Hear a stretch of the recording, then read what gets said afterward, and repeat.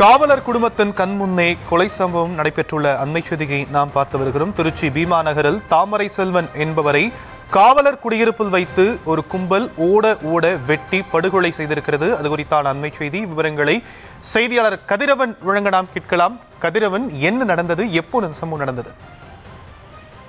வணக்கம் சார். திருச்சி மாநகர் பீமா நகர் கீழே தெருவை சேர்ந்த பாருன், இவரது மகன் தாமரை செல்வன்.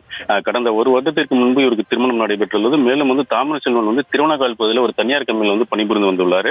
இந்த நிலையில இன்று காலை சரியாக ஒரு மணி நேரத்துக்கு முன்பாக ஒரு 9 மணி அளவில் திருச்சி பீமா நகர் பழைய தபால் நிலைய சாலையில் இருசக்கர வாகனத்துல வந்திருக்காரு. அப்ப அந்த பகுதியிலிருந்து எதிர்த்தாப்புல 2 பேர் 2 இருசக்கர வாகனத்துல 4 பேர் அந்த பகுதியில் தாமரை செல்வன் அந்த வாகனத்தை இருசக்கர வாகனத்துக்கு மோதி உடனே அந்த 4 பேர் கொண்ட கும்பல் கையில ஒரு இடத்துல வெட்டியிருக்காங்க. அதை வெட்டின உடனே அடுத்த அந்த பகுதி காவலர் குடியிருப்பு பகுதி என்பதால் அந்த பகுதியிலிருந்து அவர் உயிருக்கு பயந்து தாமரை செல்வன் அந்த பகுதியிலிருந்து தப்பி ஓடி ஒரு காவலர், அதாவது தில்லை நகர் பணிபுரியும் காவலர் அவர் குடியிருப்பு வீடு எப்போதுமே அவர் வீடு தாழ்பால் கூட்டு தான் இருக்கும்.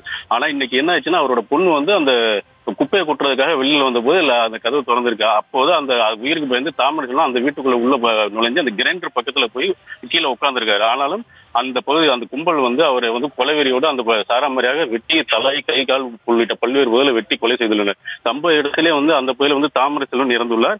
இதனை தொடர்ந்து அந்த பகுதியில் காவல் துணை கண்காணிப்பாளர், பாலக்கரை காவல் நிலைய போலீசார் சம்பவ இடத்தில் விசாரணை செய்துள்ளனர். மேலும் அந்த பகுதியிலே மோப்பநாய் உதவியுடன் கைதை நிபுணர்களும் இந்த பகுதியில அந்த பகுதியில் தடைகளும் சேகரித்து வருகின்றனர்.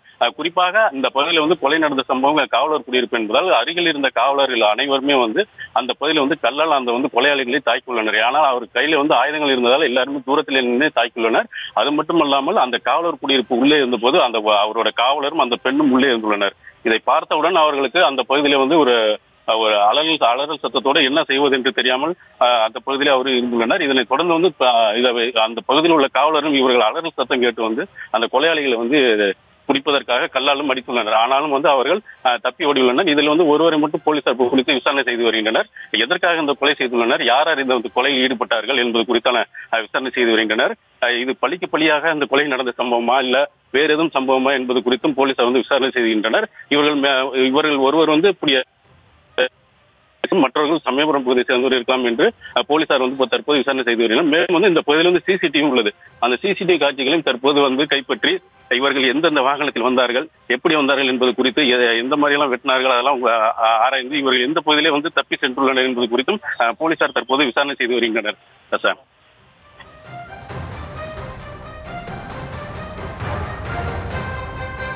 தற்போதைய விவரங்களுக்கு நன்றி கதிரவன்.